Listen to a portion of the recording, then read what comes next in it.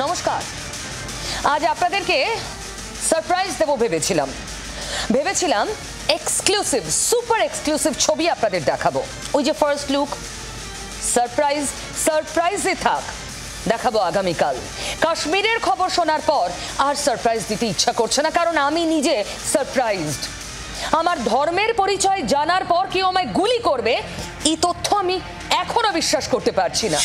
কাশ্মীরে আমার সহনাগরিক, এদেশের 27 জন পর্যটক যারা বেড়াতে গিয়েছিলেন, তাদের গুলি করে মারা হয়েছে। কেন জানেন? কারণ তারা একটি নির্দিষ্ট ধর্মের নন। এটা জানার পরেই, নিশ্চিত হওয়ার পরেই তাদের মাথায় গুলি করা হয়। তারপর স্পট ডেড। সে ছবি দেখছেন স্ক্রিনে, ভয়ঙ্কর। স্বামী স্ত্রী উপত্যকায় ঘুরতে গিয়েছেন, তারা আনন্দ করছিলেন, অন্য জগতে ছিলেন, স্বর্গীয় অনুভূতি ছিল তাদের। हमारा कश्मीर टूर का दूसरा दिन है। अब हम शिकारा राइड कर रहे हैं। शिकारा राइड कर रहे हैं कश्मीर में, बहुत अच्छा लगा, बहुत अच्छा सर्विस। ছবি তুলছিলেন, আনন্দ করছিলেন, আচমকা গুলি, স্বামী ওখানেই মারা যান। হতভম্ব স্ত্রী স্বামীর মৃতদেহের পাশে বসে। এই ছবি দেখব সত্যি ভাবিনি আমাদের স্বপ্নের কাশ্মীর, ভূস্বর্গ কাশ্মীর নরকে পরিণত হবে, ভাবিনি। তাই আজকে সারপ্রাইজ আর দিতে ইচ্ছে করছে না। দেশের স্বরাষ্ট্রমন্ত্রী অমিত শাহ তড়িঘড়ি কাশ্মীরের উদ্দেশ্যে রওনা হয়েছেন। তারপর প্রশ্ন তো থাকে, যারা ধর্মীয় পরিচয় জেনে টার্গেট করে পর্যটকদের মারল, তারা কারা? এখন অবধি যতটুকু জানা যাচ্ছে, সব পাকিস্তানি জঙ্গি গোষ্ঠীর সদস্য। তার মানে ধর্মই মূল। ভিন্ন ধর্মীদের বাছো আর মারো। এই কোন ধর্মের ধ্বংসলীলায় এগোচ্ছি আমরা? প্রশ্ন ওঠে। আর তাই আজ সারপ্রাইজ দিতে ইচ্ছে করলো না, কারণ আমি মর্মাহত, ভিতর থেকে আমি রক্তাক্ত। আমি বিশ্বাস করি আপনিও একজন সাধারণ সুনাগরিকের মতো এটা মেনে নিতে পারছেন না যে ধর্মের নামে এভাবে মানুষকে মারা যায়। কোথায় যাচ্ছি আমরা? ভূস্বর্গের 370 বিলোপ, তা নাকি ভূস্বর্গকে সত্যি স্বর্গ বানাবে। এই তার পরিণতি? প্রশ্ন ওঠে। কাশ্মীরকে যারা অশান্ত করতে চাইছে, তাদের সম্পূর্ণভাবে অশান্ত করে দেবে বর্তমানে ভারত সরকার। এটা নতুন ভারতবর্ষ। এনআইএ তদন্ত হবে, সিবিআই কেন হবে না? মানবাধিকার কমিশন যাবে না কেন? মহিলা আক্রান্ত হয়ে থাকলে সেখানে এবার মহিলা কমিশন যাক। যে রাজনীতিকরা ধর্ম করে শেষ করছেন সমাজটাকে, প্রশ্ন তাদের রুচি নিয়ে, তাদের ইচ্ছে নিয়ে, তাদের উদ্দেশ্য নিয়ে। প্রশ্ন করছি, আমার 27 জন সহনাগরিক যেভাবে মরলেন, তারপর প্রশ্নটা আরো জোরালো ভাবে করছি, ধর্মের খেলা বন্ধ করুন।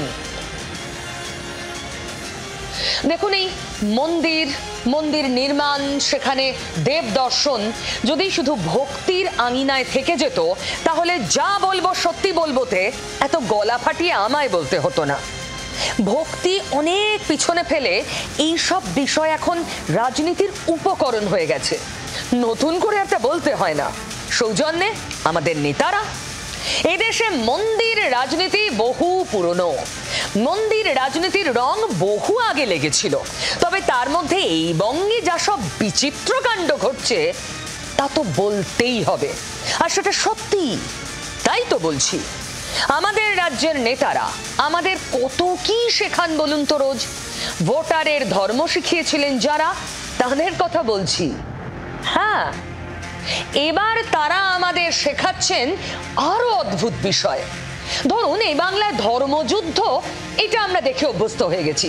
হিন্দু মুসলিম এই তো চলছেই। এবার হিন্দুত্বের মধ্যে ভেজাল, পিওর মানে খাঁটি হিন্দু আর ভেজাল হিন্দু, এই নিয়ে এবার মারামারি। এখানেই হচ্ছে ধর্মযুদ্ধ। ভাবতে পারেন, এমন দিন আমাদের দেখতে হবে আমরা নিজেরা কখনো ভেবেছি? হিন্দু নাম গান শুনতে কান যখন ঝালাপালা, হঠাৎ ভেজাল হিন্দু, হঠাৎ সনাতনী খাঁটি হিন্দু, এই শব্দগুলো কানে আসতে শুরু করলো। বাংলার হচ্ছেটা কি শুনি এসব? আজকাল নেতাদের যত দেখি তত মনে হয় নিজেদের ধার্মিক প্রমাণের প্রতিযোগিতায় নেমেছেন। আমি বড় হিন্দু, আমি শ্রেষ্ঠ হিন্দু, ও জালি হিন্দু, ভেজাল। ভাবুন তো, নেতাদের এসবও করতে হচ্ছে। সবই আসলে ভোটেরও লাগিয়া। শিক্ষা নয়, স্বাস্থ্য নয়, দুর্নীতি নয়, নেতার রাজনীতির এজেন্ডা কে খাঁটি হিন্দু। আচ্ছা, হিন্দু খাঁটি না হিন্দু ভেজাল, তার কি কম্পিটিশন হতে পারে? কি তার প্রমাণ? রাজ্য সরকার দীঘায় মন্দির তৈরি করছে, তো আস্তিন গুটিয়ে ময়দানে বিজেপিও। নন্দীগ্রামে রাম মন্দিরে শিলান্যাস করে ফেলেছেন বিরোধী দলনেতা। এ যেন খোলাখুলি ধর্মের কম্পিটিশন। একটুও রং চড়িয়ে বলছি না। শুনে নিন রাজ্যের বিরোধী দলনেতা কি বলছেন।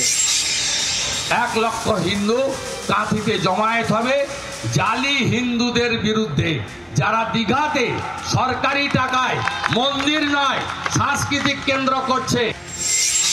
আমার একটা সুবিধা আছে, আমি সত্যি বলতে পরোয়া করি না, আর কাউকে তুষ্ট করার কোনো দায় আমার কাঁধে আমি রাখিনি। তাই প্রশ্নগুলো সবাইকে করতে পারি। বলছি কি, আমার বারবার মনে হয় মন্দির বা পুজো প্রার্থনা নয়, এক এবং একমাত্র টার্গেট হয়ে যাচ্ছে রাজনীতির লড়াই। ভক্তি বহুদূর, এখন ধর্ম রাজনীতির মাঠে। হিন্দু কে?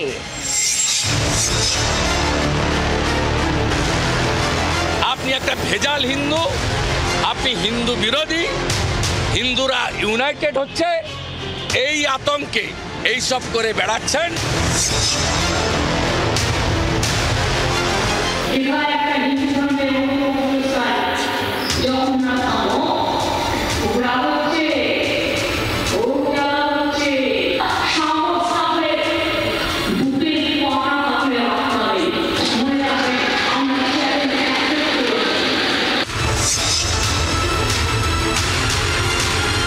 ঠিক যেভাবে রাবণ মা সীতাকে হরণ করার সময় সন্ন্যাসী সেজে, যোগী সেজে, গেরুয়া বসন পরে এসেছিল, মা সীতা ভেবেছিলেন সাধারণ মনে সন্ন্যাসী। তো সেই রকম মমতা বন্দ্যোপাধ্যায়কে যারা মনে করবে যে হিন্দু ধর্মের ভালো মমতা বন্দ্যোপাধ্যায় চান, তো সেই হিন্দুরা বোকা হবে। कहते हैं बंगाल में हम हिंदू धर्म को प्रोटेक्शन नहीं दे रहे, कौन देता है? बोलो कौन प्रोग्राम में आप लोग को रोक दिया?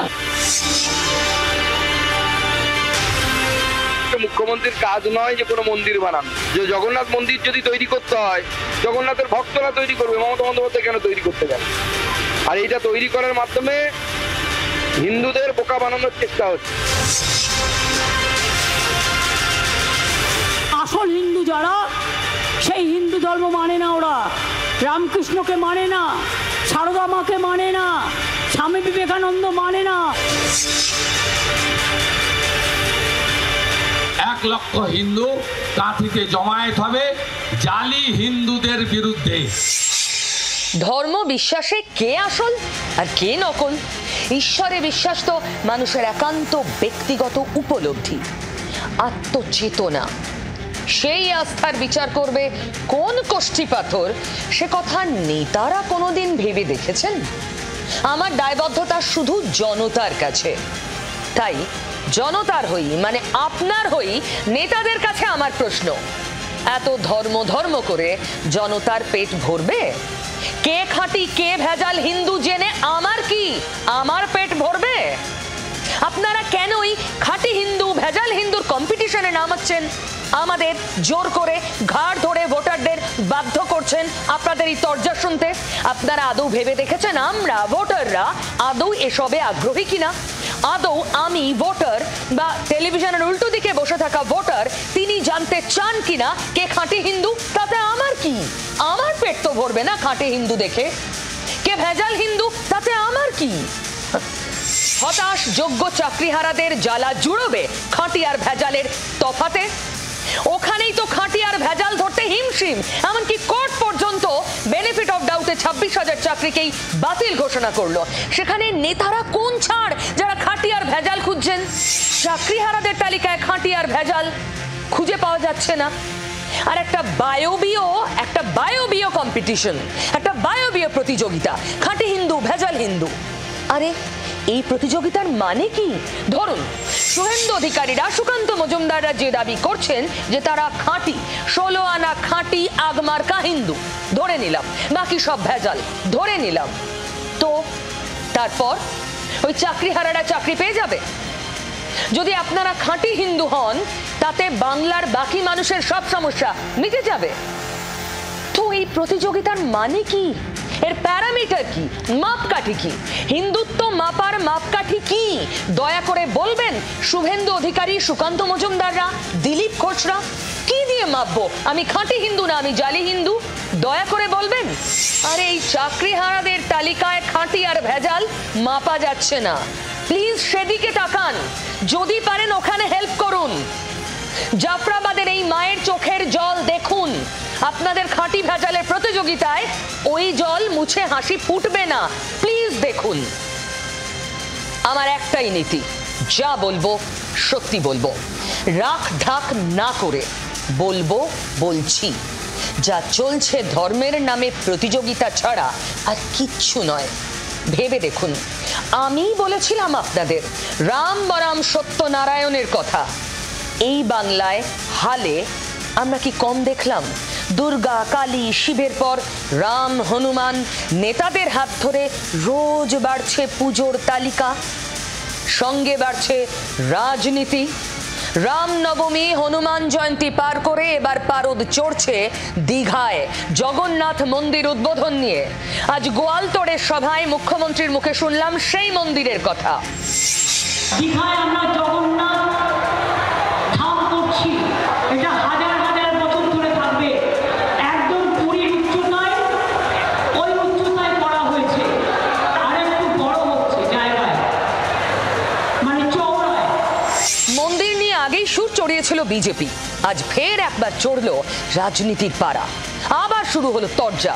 এজেন্ডা ধর্ম পালনে শ্রেষ্ঠ কে? দেখুন, তৃণমূল কংগ্রেসকে এখন একটু মন্দির মন্দির করতে হবে।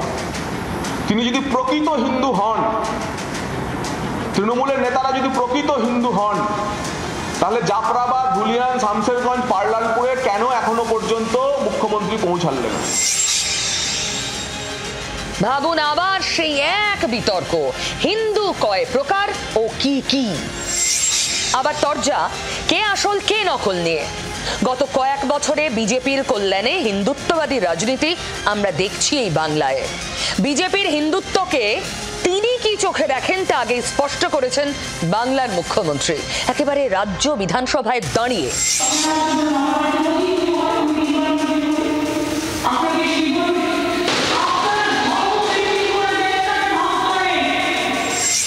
মমতা যে অভিযোগ তুলেছেন বিজেপির বিরুদ্ধে, সেই অভিযোগ নতুন নয়। বিরোধীরা তো বারবার এই অভিযোগ করছে। আবার সেই বিরোধীরাই ভোটের আগে মন্দিরে গিয়েছেন। রাজনৈতিক পর্যবেক্ষকদের পরিভাষায় এটা কম্পিটিটিভ কমিউনালিজম। কম্পিটিটিভ কমিউনালিজম সত্যি খুব বিপজ্জনক যে কোনো সমাজ ব্যবস্থার জন্য, এই বাংলার জন্য। রাস্তা থেকে আদালত সর্বত্র শুধুই যদি ধর্মযুদ্ধ হয়, আমার আপনার কথা ভুলে, তা বিপজ্জনক। মঙ্গলবারও সাধু সন্তদের নিয়ে শহরের রাজপথ কাঁপালেন বিজেপির কয়েকজন নেতা। অন্যদিকে মুখ্যমন্ত্রী ঘোষণা করলেন দীঘার মন্দিরের উদ্বোধন দেখবে গোটা বাংলা। জগন্নাথ ধামের উদ্বোধন হবে, যারা যেতে পারবেন না ব্লকে ব্লকে এলইডি থাকবে। Digha ka Jagannath Dham is a political campaign. It has nothing to do with spiritualism. BJP হচ্ছে বিকৃত হিন্দু, ডিস্টর্টেড হিন্দু। রাজনীতির মার্কেটিং এর জন্য হিন্দু ধর্মকে ব্যবহার করা ডিস্টর্টেড হিন্দুত্ব হচ্ছে বিজেপি। আর এসবের মাঝে আদালতে আবার নতুন গল্প। অক্ষয় তৃতীয়ায়, মানে যেদিন ওই দীঘার মন্দির উদ্বোধন হবে, সেই দিনই কাঁথিতে শুভেন্দু অধিকারীর হিন্দু সমাবেশের অনুমতি নিয়ে মামলা। আচ্ছা, ওই দিনই কেন করতে হবে? ওই যে কে বড় হিন্দু প্রমাণের প্রতিযোগিতা। আদালতে এসে আজ মামলাকারী রামেশ্বর বেরা অবশ্য দাবি করলেন মামলা তিনি করেননি। ভাবুন, কাঁথির সনাতনী সংস্কার অনুশীলন সেবা ট্রাস্ট নামে সংগঠনের ব্যানারে সমাবেশের ডাক দেওয়া হয়। ট্রাস্টের সভাপতি হিসেবে রামেশ্বর বেরার নামে মামলা হয়। আইনজীবী বলছেন রামেশ্বর বেরাকে হাইজ্যাক করা হয়েছে। ভাবুন কাণ্ড, ধর্ম নিয়ে কি দড়ি টানাটানি। 2026 নির্বাচনের আগে ধর্ম ছাড়া কোনো গীত নেই বাংলায়। মামলা হয়ে গেল, মামলাকারী বলছেন আমি মামলা করিনি। তো মামলাটা করলো কে? কোনো রাজনৈতিক দল, কোনো ব্যক্তির নামে মামলা ঠুকে দিয়েছেন ওই প্রতিযোগিতায় পার্টিসিপেট করতে। সব সম্ভব বাংলায়। প্রতিযোগিতার বিষয়ও যেন ওই একটাই, ধর্ম। রাজনৈতিক পর্যবেক্ষকরা বলছেন তালি এক হাতে বাজে না। এই রাজনীতিবিদ পশ্চিমবঙ্গের তৃণমূল বলো বা প্রধান বিরোধী বিজেপি, তারা এই ভোটের ভয়ের তাড়নাতেই কিন্তু তারা এই ধর্মের রাজনীতিতে আশ্রয় নিয়েছে। কম্পারেটিভ কমিউনালিজম, অন্যান্য উন্নয়নমূলক কাজগুলো আখিরে কিন্তু একদম লেস ইম্পর্টেন্ট, অর্থাৎ ডিসপ্লে থেকে বাইরে চলে যাচ্ছে। রাজনৈতিক পর্যবেক্ষক এই ধর্ম প্রতিযোগিতা দেখে রাজনীতির কুশলবদের আমি মনে করিয়ে দেব রবীন্দ্রনাথ ঠাকুরের সেই কবিতা, ধর্মের বেশে মোহ যারে এসে ধরে, অন্ধ সেজন মারে আর শুধু মরে। দেখলেন তো ধর্ম মানুষকে কোথায় নিয়ে যায়। ধর্মের খেলা বন্ধ হোক, বিশ্ব জুড়ে ধর্মকে এভাবে নিজেদের ইচ্ছে মতো, খুশি মতো, উদ্দেশ্য মতো ব্যবহার বন্ধ হোক। নেতারা বন্ধ করুন, জঙ্গিরা বন্ধ করুক। পাকিস্তান আবার ওই 9/11-এর পর, পাকিস্তান আবার 26/11-র পর এভাবে আমাদের উপর আক্রমণ করলো, যেখানে সাধারণ পর্যটক টার্গেট। আমরা 26/11-তেও দেখেছিলাম কিভাবে সাধারণ মানুষ তারা মারা গিয়েছিলেন এবং কি পরিস্থিতি হয়েছিল। 26/11 স্মৃতি উস্কে দিল আজকে পেহেলগাঁও, কাশ্মীরের পেহেলগাঁওতে 27 জনের মৃত্যু। আমি শুধু ফিঙ্গার ক্রস করে আছি সংখ্যাটা আর না বাড়ুক। এই 27 জন কি দোষ করেছিলেন? শুধু ধর্মের পরিচয়ের জন্য যাদের বলি দেওয়া হলো আজ? হ্যাঁ, পাকিস্তান দোষী। এখানেই তো প্রশ্ন, 370 বিলোপ করার মানেটা কি দাঁড়ালো? উত্তর দেবেন রাজনীতিকরা? জানি না। আসুন দেখি এক্স্যাক্টলি কাশ্মীরের পেহেলগাঁওতে কি হয়েছিল। প্রথমে ওই আততায়ীরা সাধারণ পর্যটকদের সঙ্গে মিশে যায়, তাদের নাম পরিচয় জানে, নিশ্চিত করে এরা ওদের সম্প্রদায়ের নয়। তারপরে গুলি। কি ভয়ঙ্কর। কখনো বরফে ঢাকা উপত্যকা, কখনো সবুজের গালিচা বিছানো বিস্ময় পেহেলগাঁও। আক্ষরিক অর্থেই ভূস্বর্গের মাথার মুকুট, ভ্রমণ প্রেমীদের তীর্থক্ষেত্র। এই স্বর্গেও রক্ত ঝরালো সন্ত্রাসীরা বন্দুকের নলের সামনে তৈরি করলো এক মৃত্যু উপত্যকা। মঙ্গলবার পেহেলগাঁওয়ের বৈশরণ উপত্যকায় পর্যটকদের লক্ষ্য করে এলোপাথারি গুলি চালায় জঙ্গিরা। প্রাথমিকভাবে জানা গিয়েছে সেনার পোশাকে হামলা চালায় 10 জঙ্গি। জঙ্গি দলে অন্তত 6 জন পাকিস্তানি ছিল। নাম ও ধর্মীয় পরিচয় জেনে পর্যটকদের ওপর হামলা চালায় সন্ত্রাসীরা।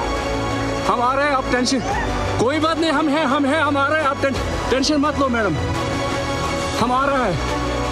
জঙ্গি হামলায় 2 ডজনের বেশি পর্যটকের মৃত্যু হয়েছে বলে খবর। আক্রান্ত হয়েছেন আরো অনেকে। তড়িঘড়ি তাদের স্থানীয় হাসপাতালে নিয়ে যাওয়া হয়। तो वहाँ पे दरवाजा निकलने का बहुत छोटा सा था और पब्लिक बहुत थी, तो हम जैसे निकले, मैंने मिसेस को आगे निकाला, घोड़े में वहाँ पे कीचड़ दी और पीछे से गोलियाँ कंटिन्यू चलने लगी बहुत। तो पब्लिक एकदम से बहुत आई और पब्लिक ने हमको धक्का दी, तो मैंने मिसेस को तो बाहर निकाल दिया था, मेरा बेटा फंस गया था। फिर हमने उसको भी निकाले और गोलियाँ इतनी चल रही थी कि कोई किसी को नहीं देख रहा था, लोग एक दूसरे के ऊपर से जा रहे थे। हम भी जंगल में कूद गए और कूदते काटते जंगल से, नदी से वगैरह कूद के हम नीचे पहुँचे। গোয়েন্দা সূত্রে একের পর এক খবর সামনে আসতে শুরু করেছে। জানা যাচ্ছে হামলার পেছনে দ্য রেজিস্ট্যান্স ফ্রন্ট বা টিআরএফ এর হাত রয়েছে। টিআরএফ এর ফ্যালকন স্কোয়াড হামলা চালিয়েছে বলে খবর। টিআরএফ পাক জঙ্গি সংগঠন লস্কর ই তৈবারই একটি শাখা। হিট অ্যান্ড রান কৌশলে হামলা চালায় দ্য রেজিস্ট্যান্স ফ্রন্ট। হামলার খবর পেয়ে পেহেলগাঁওয়ের বৈশরণ উপত্যকায় সেনা, পুলিশ ও সিআরপিএফ মোতায়েন করা হয়েছে। নামানো হয়েছে সেনার এলিট প্যারা কমান্ডোদেরও। কাশ্মীরের পরিস্থিতি নিয়ে কেন্দ্রীয় স্বরাষ্ট্রমন্ত্রী অমিত শাহের সঙ্গে ফোনে কথা বলেন প্রধানমন্ত্রী নরেন্দ্র মোদী। প্রধানমন্ত্রীর নির্দেশে পেহেলগাঁওয়ে স্বরাষ্ট্রমন্ত্রী। বুধবার ঘটনাস্থলে যাচ্ছে এনআইএ। কাশ্মীর দেখে ভিতরটা রক্তাক্ত হচ্ছে। রক্তাক্ত হয়েছিল মুর্শিদাবাদ দেখেও। মুর্শিদাবাদেরও পুনরাবৃত্তি না হোক, সর্বান্তকরণ এটা চাই। আপনাদের জানিয়ে দিই, মুর্শিদাবাদে যাচ্ছেন মুখ্যমন্ত্রী। মেদিনীপুরের প্রশাসনিক সভা থেকে মুর্শিদাবাদ সফরের কথা ঘোষণা করেছেন তিনি। আক্রান্তদের পাশে থাকার আশ্বাস দিয়েছেন। আবার মুখ্যমন্ত্রীর সফর নিয়ে মুর্শিদাবাদ স্বপ্ন দেখছে, আশাবাদী।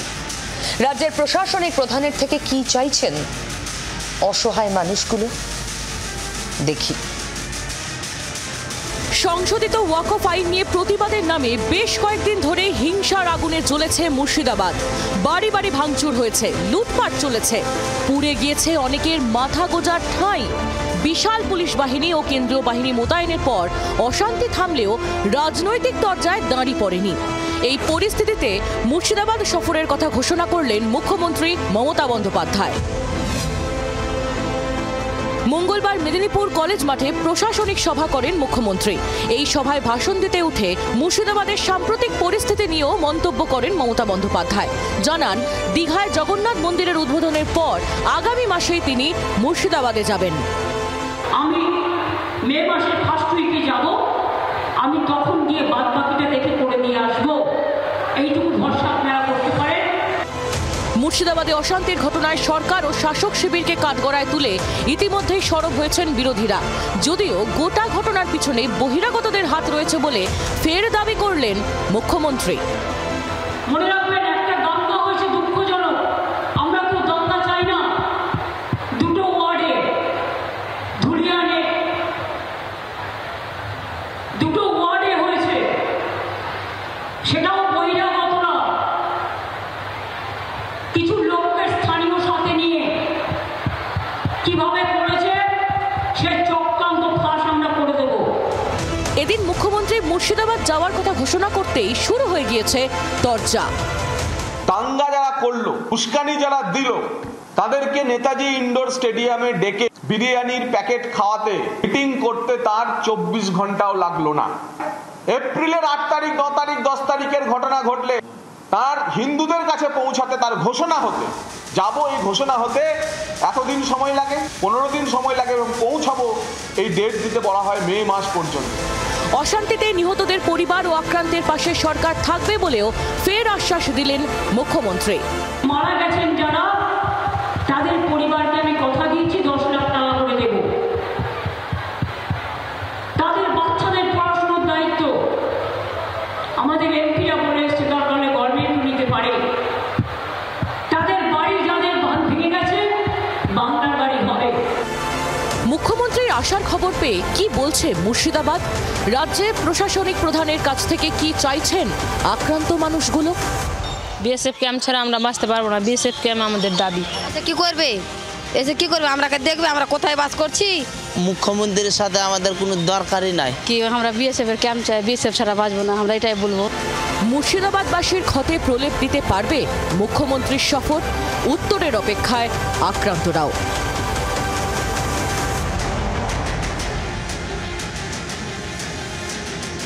মুখ্যমন্ত্রী তো যাবেন, কিন্তু তার আগেই ঘরে ফিরতে শুরু করেছেন ঘরছাড়ারা। যেমন বেদবোনা, শামশেরগঞ্জের বেদবোনায় খেটে খাওয়া পরিবারগুলোর বাস। কেউ দিনমজুর, কারো বাড়ির পুরুষ মানুষ পরিযায়ী শ্রমিক। একটু একটু করে গড়া সংসার সব শেষ। গোটা গ্রাম জুড়ে খেপা তাণ্ডবের ছবি। এরা ঘর ছেড়েছিলেন ভয়ে, প্রাণ ভয়ে। ঘরে ফিরে ভয় কেটেছে, দুশ্চিন্তা। যে বাড়ি ছেড়ে গিয়েছিলেন সেটা কেমন আছে? অচেনা বাড়িতে অচেনা জীবন যন্ত্রণা। চলুন দেখি ঘরে ফেরার পর বেদবোনা কেমন আছে।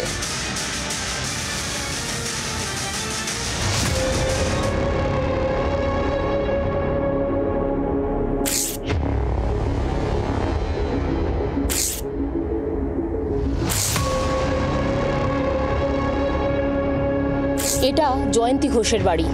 স্বামী বাইরে কাজ করে, সেখান থেকে উপার্জন করা অর্থ নিয়ে কিছুদিন আগেই বাড়ি বানিয়েছিলেন। সেই বাড়ি এখন ধ্বংসস্তূপ। রাস্তায় ছড়ানো ছিটানো কাগজ, ভাঙা চালা, পোড়া দেওয়াল সাক্ষী।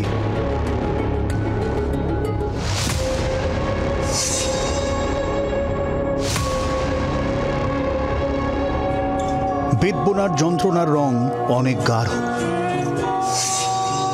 তাতে আলো ঢোকে না, আশা ফোটে না। হাহাকার ছাড়া আর কিচ্ছুটি নেই যেন। অশান্তিতে ঘর ছাড়া হতে হয়েছে, ঘরে ফিরে অশান্তি আরো তীব্র, আরো তীক্ষ্ণ। গায়ের মানুষ বুঝতেই পারছেন না তাদের দোষটা কি।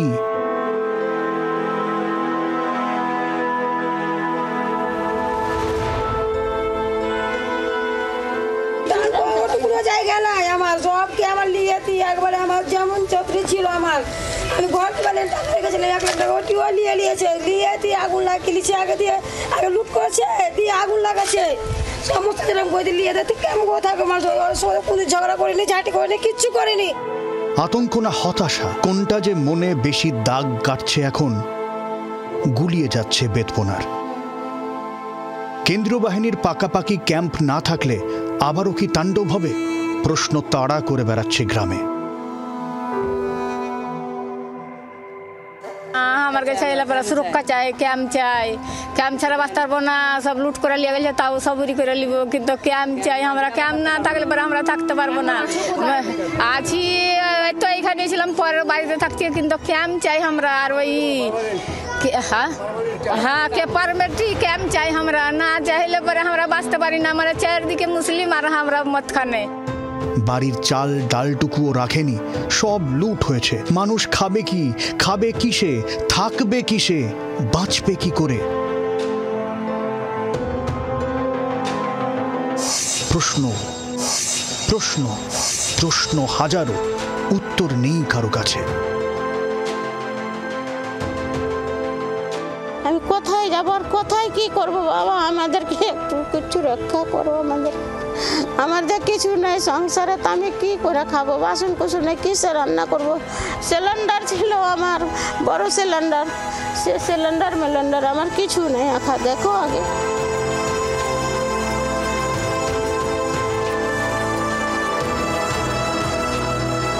ঘর ছাড়ার পর ঘরে ফেরার যন্ত্রণার এই ছবি। ঘরে ফেরাও যে এত যন্ত্রণার হয়, আগে কখনো দেখেনি বেদবোনা। স্বপ্নপোড়া গ্রামের পোড়া মনের গল্প হয়ে দাঁড়িয়ে রয়েছে বেদবোনা। ক্যামেরায় শুভরাজের সঙ্গে সোমা, জি 24 ঘন্টা। বেদবোনা তো দেখলেন, জাফরাবাদের ওই পরিবার, বাবা ছেলেকে একসঙ্গে খুন হতে হলো যেখানে, কেমন আছে ওই পরিবার? দেখুন, ওই ঘটনায় 4 জনকে গ্রেফতার করা হয়েছে। মূল যে পান্ডা ছিল তাকেও গ্রেফতার করা হয়েছে। আতঙ্ক কেটেছে তাতে, পরিবারের গভীর ক্ষতে মলম লেগেছে। পরিবারের বাকি সদস্যরা রাত হলেই বাড়ি ছাড়ছেন ভয়ে। এখনো আতঙ্কের রেশ দাসবাড়ির উঠোন দালানে।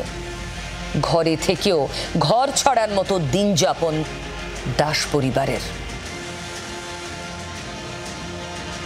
ঘর গেরস্থালি বাড়ি গড়দর ছাপিয়ে সব থেকে বড় যে প্রশ্ন হয়ে দাঁড়ায়, সেই প্রশ্ন হচ্ছে জীবন।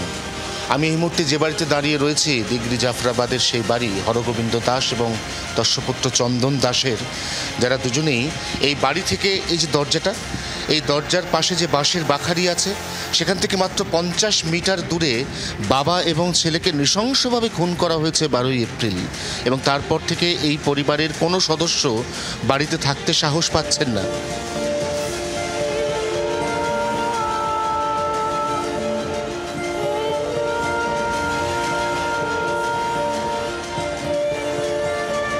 কেন্দ্রীয় বাহিনী আছে, তবু ভয় কাটছে কই? ঘরের পুরুষ মানুষগুলো আর নেই ঘরের দরজাখানাও। পড়শি বাড়িতে রাত কাটাতে হচ্ছে বাড়ির মহিলাদের। কি করে, দরজা নাই, কিছু নেই, ভাঙচুর করে ফেলে দিয়েছে। মেয়ে ছেলে লেকে থাকতে পারি এখন, সেও অপরের বাড়িতে, বাসের বাটার বাড়িতে থাকছে। যেটুকু সাহস আছে তা কেন্দ্রীয় বাহিনীর জন্য, কিন্তু কেন্দ্রীয় বাহিনী চলে গেলে? এ প্রশ্ন দাস পরিবারের, প্রশ্ন জাফরাবাদের।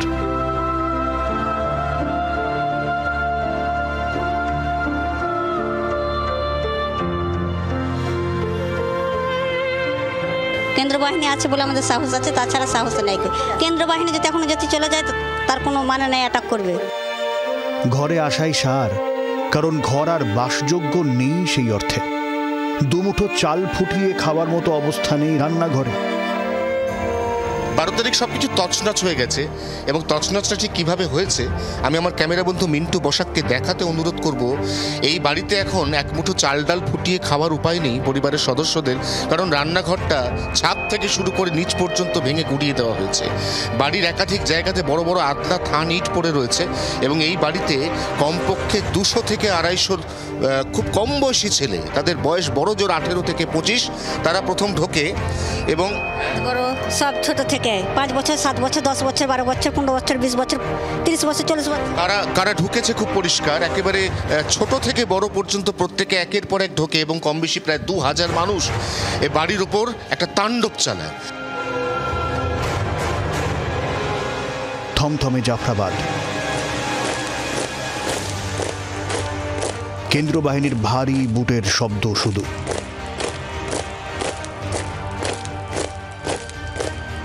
কবে স্বাভাবিক হবে সবকিছু? প্রশ্ন ঘুরপাক খাচ্ছে মুর্শিদাবাদের গরম ভেজা হাওয়ায়।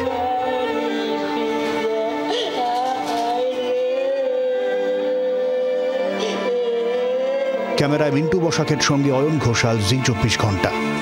হিংসা বিধ্বস্ত মুর্শিদাবাদে সর্বস্ব হারানোর হাহাকার, স্বজন হারানোর কান্না এখনো শোনা যায়। এসএসসি ভবনের সামনে চাকরিহারাদের ক্ষোভ। 2 ঘটনায় রাজ্য তোলপাড়। তুঙ্গে রাজনীতি। মুর্শিদাবাদের ঘটনা নিয়ে আসরে বিজেপি। সোমবারই গিয়েছিলেন সুকান্ত মজুমদার। মঙ্গলবার মুর্শিদাবাদের দুর্গতদের জন্য অর্থ সংগ্রহের বিজেপির কর্মসূচি ঘিরে ধুমধুমার বাঁধল হাজরা মোড়ে। আমাদের লোকজন অ্যারেস্ট করো ভাই। না না, কেন অ্যারেস্ট করবে? আইন আপনাকে অ্যারেস্ট করুন। Mamata police high high.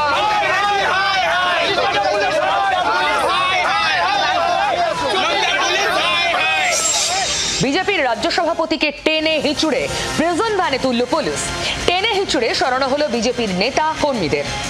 পুলিশের বিরুদ্ধে স্লোগান দিলেন সুকান্ত মজুমদাররা। বিজেপির ডিএম অফিস ঘেরাও ঘিরে এদিন হুগলির চুঁচুড়াতেও ধুমধুমার। জেলা শাসক অফিসের সামনে পুলিশের ব্যারিকেড ভেঙে এগিয়ে যায় মিছিল। পুলিশ বাধা দেওয়ার চেষ্টা করেও ব্যর্থ হয়। দুটো ব্যারিকেড ভাঙেন বিজেপি কর্মীরা। তৃতীয় ব্যারিকেডে থমকায় মিছিল। এই চাকরিহারারা খুব পরিষ্কার সাফ সাফ বলছে, রাজপথ ওরা ছাড়বে না যতক্ষণ একটা স্থায়ী বন্দোবস্ত হবে। কে জানে সেটা কি করে সম্ভব? সত্যি এই মুহূর্তে ধোঁয়াশা, স্পষ্ট নয়। তার উপর রয়েছে মুর্শিদাবাদ। এই দুয়ে মিলে রে রে করে আসরে নামছে বিজেপি। হাতিয়ার দুটো। যোগ্য অযোগ্যের তালিকা প্রকাশের দাবি এবার বিজেপিরও চাকরিহারাদের সঙ্গে। পূর্ব পরিকল্পিত অশান্তির অভিযোগ এবং বাংলাদেশ থেকে লোক এনে অশান্তি পাকানোর অভিযোগ মুর্শিদাবাদে। মুর্শিদাবাদে হিংসার ঘটনাকে ঘিরে জোড়া অভিযোগ। ধুমধুমার তৃণমূল বিজেপির বাগযুদ্ধ। बीजेपी बाहर का गुंडा लेकर ये उसका प्लान है। उसका पहले प्लान था रामनवमी का दिन में। ये भी एक है, हर समाज में कुछ कुछ गद्दार होता है। দাঙ্গা যারা করলো, উস্কানি যারা দিল, তাদেরকে নেতাজি ইনডোর স্টেডিয়ামে ডেকে বিরিয়ানির প্যাকেট খাওয়াতে, মিটিং করতে তার 24 ঘন্টাও লাগলো না। যোগ্য অযোগ্য তালিকা প্রকাশের দাবি চাকরিহারাদের। অবস্থান, বিক্ষোভ, তুঙ্গে রাজনীতি। যার চাকরি হারায় তাকেই সবটা দেখতে হয়। চাকরি হারারা রাতভর এখানে পড়ে আছে, তার কারণ এই ব্যবস্থার উপর তাদের কোনো ভরসা নেই, মুখ্যমন্ত্রীর উপর তাদের কোনো ভরসা নেই। বাংলায় কয়েকটা লোক আছে আপনারা জানেন, টিচারদের চাকরি খাওয়ার জন্য, গভর্নমেন্ট সার্ভিস খাওয়ার জন্য, যে কোনো ব্যাপারে কোথায় কোথায় জনগণের কাজ করে না, ওদের ভোট চায় না। ওরা কোর্টে গিয়ে শুধু পিল খায় আর পিল করে। পিআইএল করে করে বাংলার সর্বনাশ করছে। বছর ঘুরলেই তো ভোট। বাংলায় ঘটনার ঘন ঘটা। শাসক দলের বিরুদ্ধে তোপ দেগে আসরের বিরোধীরাও। পাল্টা জবাব দিচ্ছে তৃণমূলও। কিন্তু বিরোধীদের আক্রমণ ভোঁতা করতে প্রয়োজন আরো শার্প, আরো টু দ্য পয়েন্ট প্রচার। 26-এর আগে তাই আক্রমণাত্মক প্রচার কৌশল নিল ঘাসফুল শিবির। ঘাসফুল শিবির বুঝে গেছে প্রচারে নামছে জোরদার বিজেপি, তাই পাল্টা প্রচারে যেতে হবে এবং তা আক্রমণাত্মক উপায়। কিন্তু কি উপায়? বিরোধীদের অভিযোগ, আক্রমণ, নিশানার জবাব কি ভঙ্গিতে দিতে হবে? দলের টপ টু বটম সব স্তরে সেই বার্তা দিচ্ছেন শীর্ষ নেতারা। কি বলেছেন তৃণমূল নেতৃত্ব? কি বলছে তৃণমূলের দলীয় সূত্র? মুর্শিদাবাদ সহ বিভিন্ন ইস্যুতে পাল্টা প্রচারে ঝাঁপাতে হবে তৃণমূলের সব স্তরের নেতাদের। মুখ্যমন্ত্রীর বার্তাকে সামনে রেখে প্রচার শুরুর সিদ্ধান্ত শাসক দলের। কর্মসূচি তো করতেই হবে, সঙ্গে শীর্ষ নেতৃত্বের বক্তব্য পোস্ট করার নির্দেশ দেওয়া হয়েছে। মানে সোশ্যাল মিডিয়ায় জোর, যেখানে মানুষের বিভ্রান্তি সেখানে দলের লাইনে জবাব দিতে দিক নির্দেশ করেছেন নেতৃত্ব। অপ্রিয় ইস্যুতেও দলের হয়ে ব্যাটন ধরার বার্তা দেওয়া হয়েছে। ধর্মযুদ্ধ জোর জমেছে বাংলায়, হিন্দুত্ব অস্ত্রে রোজ শান দিচ্ছে নতুন করে বিজেপি। মুর্শিদাবাদের ঘটনাকে সামনে রেখে তৃণমূলের বিরুদ্ধে আক্রমণের নতুন নতুন উপায় খুঁজছে পদ্ম শিবির। সুপ্রিম রায় প্রায় 26,000 শিক্ষক শিক্ষিকা ও শিক্ষাকর্মীর চাকরি বাতিলের পর তোলপাড় চলছে। এমন হাতে গরম ইস্যু পেয়ে তৃণমূলকে ফালা ফালা করছে বিরোধীরা। বিরোধী আক্রমণ, তাদের প্রচারের অস্ত্র ভোঁতা করে পাল্টা ন্যারেটিভ তৈরি করতে কোমর বাঁধছে তৃণমূল কংগ্রেস। ধর্মের অপব্যবহার মানুষকে কোথায় নিয়ে যেতে পারে কাশ্মীর থেকে জাফরাবাদ চোখে আঙুল দিয়ে দিয়ে দেখাচ্ছে, আর তাই ভয় বাড়ছে। যারা এই ধর্মের নাম গান গাইতে চান, যে কোনো মানুষ, তারা দেখতে পান সত্যিকারের মানুষের কি দরকার, মানুষ কি চায়, মানুষের অসহায়তা নাকি ওই ধর্মের চশমায় সব ঢেকে যায়। দেখুন, আমি জনতার কাছে দায়বদ্ধ। ধর্মের গান গাওয়া আমার কাজ নয়। আমি দেখাবো মানুষের বাস্তব অসহায়তার ছবি, যে অসহায়তা মানুষকে অন্যের পায়ে পড়তে বাধ্য করে, চড়া রোদ উপেক্ষা করে রাজপথে বসে থাকতে বাধ্য করে এই অসহনীয় গরমে। জল ছাড়া ভয়ে জল খেতে পারছেন না যদি বাথরুমে যেতে হয়, কারণ বাথরুম নেই। এসএসসির দপ্তরের বাইরে কাল থেকে রাত দিন এক করে এভাবেই ধর্ণা দিচ্ছেন শিক্ষকরা। সরকার বলছে স্কুলে যান, মাইনে দেব আমরা, নিশ্চিত করছি। কিন্তু এরপরেও ওদের মন মানছে না। কেন? ওদের বক্তব্য কি? শুনবো, এক শিক্ষকের মুখে শুনবো। ওদের ডেসপারেশনটা প্লিজ বুঝুন। সব পেয়েও জীবনে সব হারানোর কষ্ট বোধহয় এভাবেই মানুষকে হতবাক করে দেয়। সঙ্গী শুধুই হতাশা। 31শে ডিসেম্বর কি হবে তারপর? এমনটা তো হওয়ার কথা ছিল না। চাকরিহারাদের প্রশ্ন একটাই, যোগ্য হয়েও কেন সবটা ছাড়তে হবে তাদের? অন্যের দুর্নীতির বোঝা তারা কেন বইবেন? এদেরই একজন রজনীকান্ত দাস, বাড়ি মুর্শিদাবাদ। রবিবার সকালবেলায় বাড়ি থেকে বেরিয়েছি। আমার বাড়িতে আমার মা আছে, আমার মিসেস আছে, আমার ছোট একটা বাচ্চা আছে এবং আমার দিদিমা আছে, আমার ভাই আছে। আমি একমাত্র আর্নিং মেম্বার আমার বাড়ির। যারা পথে নেমেছেন এই রজনীকান্তের মতো পরিবারের একমাত্র রোজগেরে, পরিবারের ছোট্ট সন্তান, বৃদ্ধ মা বাবা কোথায় যাবেন? প্রশ্ন, এরপর কি হবে? একদম পথে বসে গেছে স্যার, আমাদের কিছুই নাই। আমি একদম গরিব পরিবার থেকে উঠে এসেছি। এই চাকরি চলে গেলে আমি খেতে পাবো না স্যার, আমার কিছুই নাই স্যার। মা বলছে যে আর বয়স হয়ে গেছে, আর কখন কি করবি? অন্য কি করতে পারি বলতে আমাকে তাহলে অন্যান্য পরীক্ষার জন্য আমার এজ যত যে সমস্ত পরীক্ষার জন্য আমি এলিজিবল হবো সেগুলো আমি অবশ্যই চেষ্টা করব, কিন্তু এই জায়গাটা ছাড়তে আমার খুব কষ্ট হচ্ছে, যার জন্য এখানে দাঁত কামড়ে পড়ে যাচ্ছে। ডুবন্ত মানুষ হাতের কাছে খড়কুটো যা পায় আঁকড়ে ধরে, বেঁচে ফিরতে চায়। যোগ্য চাকরিহারারাও ফিরতে চাইছেন, ফিরে পেতে চাইছেন আবার স্কুলে যেতে, আবার সম্মান নিয়ে বাঁচতে। প্রত্যেক দিনই গুছিয়ে রাখি কয়েকটা খুব ইম্পর্টেন্ট খবর, এক ঝলকে দেখাবো বলে। দেখুন আজও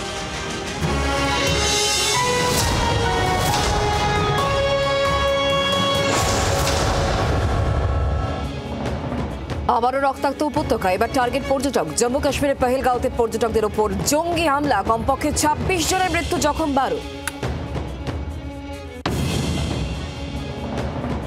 সেনার পোশাকে হামলা 10 জঙ্গির। নাম ও ধর্মীয় পরিচয় জেনে পর্যটকদের ওপর হামলা চালায় সন্ত্রাসীরা।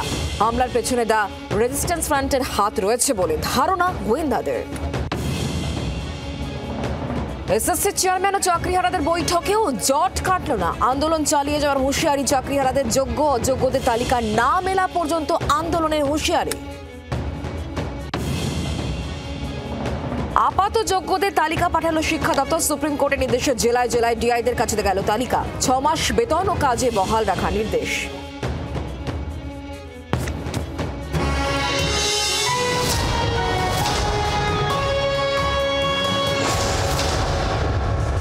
চাকরিহারাদের আশ্বাস মুখ্যমন্ত্রী আবার দিয়েছেন শিক্ষামন্ত্রীও। বেতনের প্রতিশ্রুতি দিয়েছেন।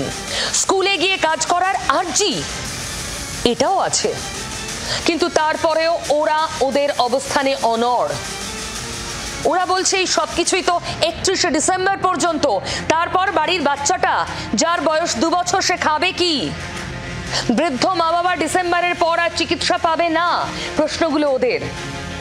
কিন্তু সত্যি কথা বলুন তো, এই প্রশ্নের উত্তর কেউ দিতে পারবে? যতই ধর্ণা হোক আর যতই অনশন হোক, পুরোটাই তো বিচার ব্যবস্থার রায়। সরকার তার মানবিক মুখ দেখানোর চেষ্টা করছে, বলতে তো অসুবিধা নেই। এরপরেও যে প্রশ্নগুলো থাকে, আন্দোলনকারীদের মুখেই শুনুন।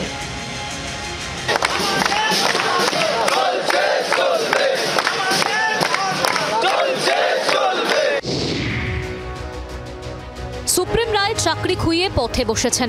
চাকরি ফেরত পেতে সেই পথই বেছে নিয়েছেন চাকরিহারারা। স্কুল সার্ভিস কমিশনের অফিসের সামনে সোমবার থেকে ঘেরাও অবস্থান চলছে। ভিতরে আটকে এসএসসি চেয়ারম্যান সহ আধিকারিকেরা। এই পরিস্থিতিতেই ফের মুখ্যমন্ত্রীর আশ্বাস।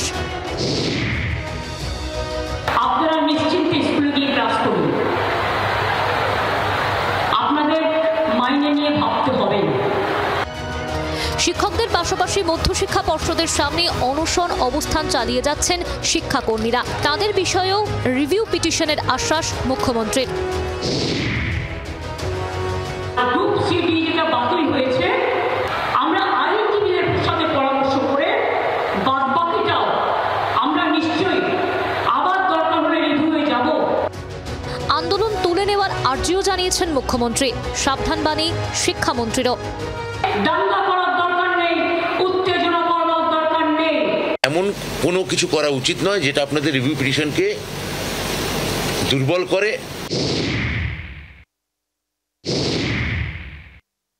একেবারেই সরকার কোনো কড়া মনোভাব নেবে না।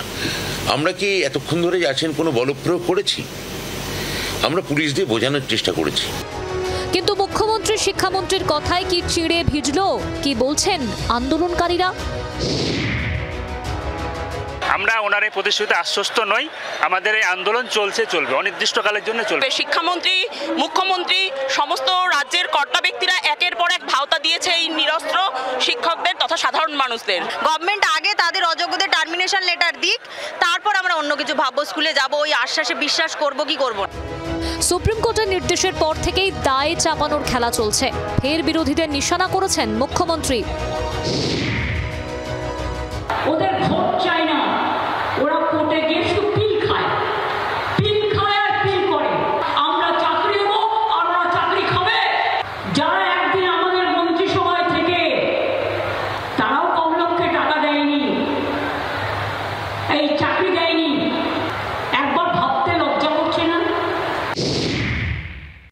মাননীয় মুখ্যমন্ত্রীর কাছে আমি প্রশ্ন করতে চাই, আপনার লজ্জা করে না চুরি করার আগে যে 32,00,000 না কত 50,000 লোকেদের কাছ থেকে আপনি টাকা নিয়ে তাদেরকে চাকরি দিয়েছেন? বাস্তবতা তো ইংরেজি যদি পড়তে জানেন, তাহলে ওরা কি করে পাঠাবেন স্কুলে? কাদের পাঠাবেন? যদি লিস্টই না জানান, তাহলে কাদের স্কুলে পাঠাবেন, কাদের স্কুলে মানে দেবেন? রাজনীতির চাপানোতরের মধ্যেও বহু প্রশ্ন। যোগ্য অযোগ্য কি আলাদা করা যাবে? অযোগ্যদের চাকরি বাতিলের নোটিশ কি দেওয়া হবে? যদি আলাদা না করা যায় তাহলে কারা স্কুলে যাবেন আর কারা যাবেন না? এই সব প্রশ্নের উত্তরের অপেক্ষায় চাকরিহারারা। তালিকা প্রকাশ নয়, বরং আপাতযোগ্য শিক্ষক শিক্ষিকাদের তালিকা ডিআই অফিসে পাঠিয়ে দিল স্কুল সার্ভিস কমিশন। সেই তালিকা দেখানো হলো আন্দোলনকারী চাকরিহারাদেরও, কিন্তু তারপরও যোগ্য অযোগ্য জট কাটলো। প্রশ্ন তো সেই একই থেকে গেল, উত্তর কই? না না, এটা তো পরিষ্কার আমি বলে দিচ্ছি, কোনো তালিকা প্রকাশ হবে না। কেননা এটা আইনি আমাদের পরামর্শদাতারা বলেছেন, এটা সুপ্রিম কোর্টের এরকম কোনো গাইডলাইন নেই। এরকম করলে এটা কন্টেম্প্ট অফ কোর্ট হতে পারে। রাজ্যের আবেদনে স্বস্তি মিলেছে। 31শে ডিসেম্বর পর্যন্ত স্কুলে যেতে পারবেন আপাত যোগ্যরা, পাবেন বেতনও। কিন্তু কারা যোগ্য কারা অযোগ্য, কারা স্কুলে যাবেন কারা যাবেন না, কারা বেতন পাবেন কারা পাবেন না, এখনো এমন বহু প্রশ্নের উত্তর অধরা। জটিলতা প্রচুর। সোমবার আপাতযোগ্য চাকরিহারা শিক্ষকদের সঙ্গে এসএসসির বৈঠকেও জট কাটেনি, প্রকাশ হয়নি তালিকা। তারপর থেকেই লাগাতার ঘেরাও আন্দোলনের চাকরিহারা শিক্ষকরা। তালিকা প্রকাশের দাবিতে অনড় তারা। শেষ পর্যন্ত সেই জট কি কাটতে চলেছে? অবশেষে আপাতযোগ্যদের তালিকা শিক্ষা দফতরে পাঠালো স্কুল সার্ভিস কমিশন। সুপ্রিম কোর্টের নির্দেশ মতো এই তালিকা তৈরি করা হয়েছে বলে কমিশন সূত্রে দাবি। পাশাপাশি ওই তালিকা আন্দোলনকারী চাকরিহারাদের প্রতিনিধিদের দফতরে ডেকে দেখায় এসএসসি। বৈঠক থেকে বেরিয়ে তাদের দাবি, সব যোগ্য শিক্ষকরা বেতন পাবেন এবং স্কুলে যেতে পারবেন বলে আশ্বস্ত করেছে এসএসসি। তারপরও তাদের সাফ কথা, যোগ্য অযোগ্য তালিকা প্রকাশ না হওয়া পর্যন্ত আন্দোলন চলবে। সমস্ত যোগ্য শিক্ষক শিক্ষিকা তারা স্যালারি পাবেন, তারা স্কুলে যেতে পারবেন 31/12/2025। আমরা এতে শুধু কি সন্তুষ্ট? একদমই নই, একদমই নই। এই রাস্তার আন্দোলন ছাড়ছি না, ছাড়ব না। আমাদের দাবি থাকবে যোগ্য অযোগ্যের সার্টিফাইড লিস্ট এবং ওএমআর পাবলিকেশন, এটা করতে হবে, আমরা নালে উঠবো না। স্কুল শিক্ষা দফতর আবার সেই তালিকা পাঠিয়ে দিয়েছে জেলা শিক্ষা দফতরের অফিসে অফিসে। সঙ্গে একটি নির্দেশিকাও পাঠানো হয়েছে। তাতে বলা হয়েছে, আপাত যোগ্যদের কাজে বহাল রাখতে হবে, আপাত যোগ্য শিক্ষকদের বেতন দিতে হবে। সুপ্রিম কোর্টের রায়ে 26,000 শিক্ষক শিক্ষাকর্মী চাকরি গিয়েছে। তবে রাজ্যের করা আবেদনের ভিত্তিতে সাময়িক স্বস্তি মেলে। আপাত যোগ্য অর্থাৎ দুর্নীতির সঙ্গে যাদের যোগসূত্র খুঁজে পাওয়া যায়নি তাদের 31শে ডিসেম্বর পর্যন্ত স্কুলে যাওয়ার ছাড়পত্র দেয় শীর্ষ আদালত। তাদের বেতন দেওয়ারও নির্দেশ দেয় শীর্ষ আদালত। সেই অনুযায়ী তালিকা পাঠিয়ে দিল স্কুল শিক্ষা দফতর। কিন্তু তারপরেও জট পুরোপুরি কাটল না। প্রশ্ন থেকে গেল, তালিকা প্রকাশ না করে কেন ডিআই অফিসে পাঠিয়ে দেওয়া হলো? অযোগ্যদের বহিষ্কারের বিষয়েই বা কি সিদ্ধান্ত কমিশনের? সেই বিষয়েও কাটল না ধোঁয়াশা। আমি জানি আমি বড় অপ্রিয় কথা বলি, ভালো লাগে না, তবু বলবো রোজ রাত 9টায়। যা বলবো সত্যি বলবো। বাংলার আওয়াজ, বাঙালির আবেগ, জি 24 ঘন্টা।